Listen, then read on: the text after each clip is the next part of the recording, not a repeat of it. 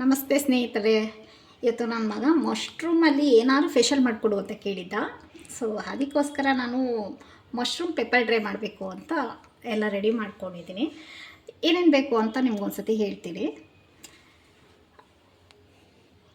ಉಪ್ಪು, ಇದು ಜೀರಿಗೆ ಪೌಡ್ರು, ಇದು ಪೆಪ್ಪರು, ಸಾಸಿವೆ, ಗರಂ ಮಸಾಲ.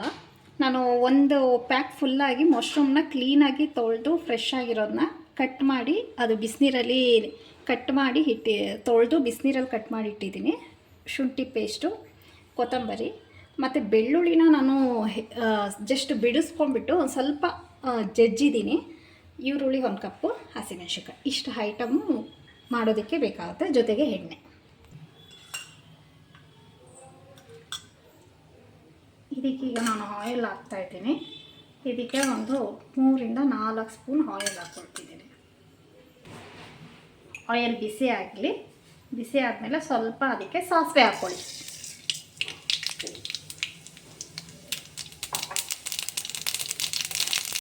ಸಿಡಿದಿದೆ, ಅದಕ್ಕೆ ಆನಿಯನ್ ಹಾಕ್ಕೊಳ್ಳೋಣ.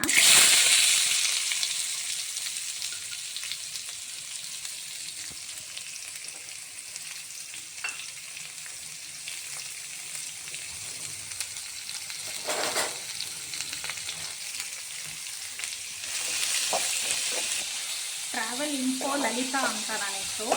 ಸೊ ಈ ಸಬ್ಸ್ಕ್ರೈಬ್ ಮಾಡ್ಕೊಳ್ಳಿ. ಹೊಸ ಚಾನಲ್ ಚೇಂಜ್ ಮಾಡಿದ್ದೀನಿ. ಪ್ಲೀಸ್ ನಿಮ್ಮ ಬೆಂಬಲ ನಮಗೆ.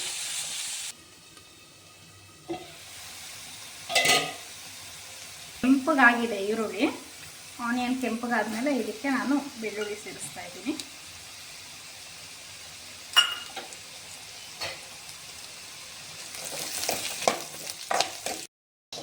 ಇದು ಸ್ವಲ್ಪ ಕೆಂಪಗಾಗಿದೆ, ಅಂದರೆ ಸ್ವಲ್ಪ ಇದು ಗರ್ಗರಿ ಅನ್ನೋಂಗೆ ಆಗಬೇಕು. ಅದಾದಮೇಲೆ ನಾನಿಲ್ಲಿ ಸ್ವಲ್ಪ ಶುಂಠಿ ಪೇಸ್ಟ್ ಹಾಕ್ತೀನಿ.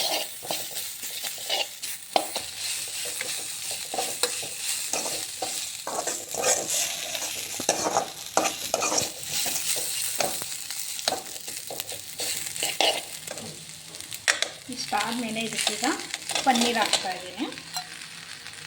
ಫ್ರೆಂಡ್ಸ್, ಮಶ್ರೂಮ್ ಹಾಕ್ತಾಯಿದ್ದೀನಿ. ಮಶ್ರೂಮ್ಗೆ ನೀರು ಹಾಕೋದು ಬೇಡ, ಇದೇ ನೀರು ಬಿಟ್ಕೊಳ್ಳುತ್ತೆ.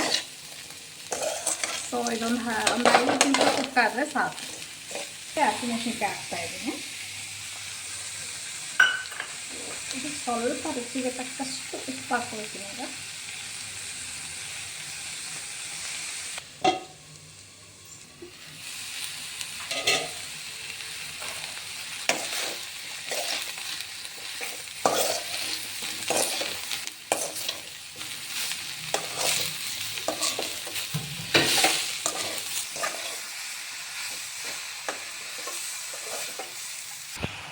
ಇದಕ್ಕೆ ಇವಾಗ ಜೀರಿಗೆ ಪುಡಿ ಸ್ವಲ್ಪ ಆ್ಯಡ್ ಮಾಡ್ತಾ ಇದ್ದೀನಿ.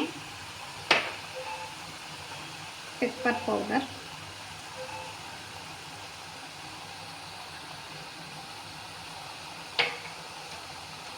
ಸ್ವಲ್ಪ ಉಪ್ಪು, garam masala.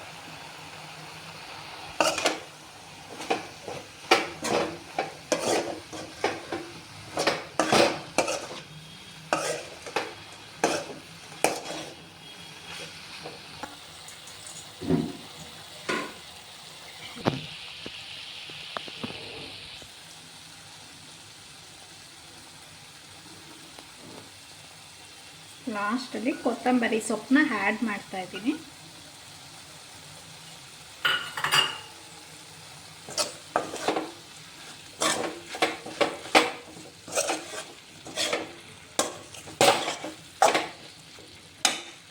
Mushroom pepper dry ರೆಡಿಯಾಗಿದೆ.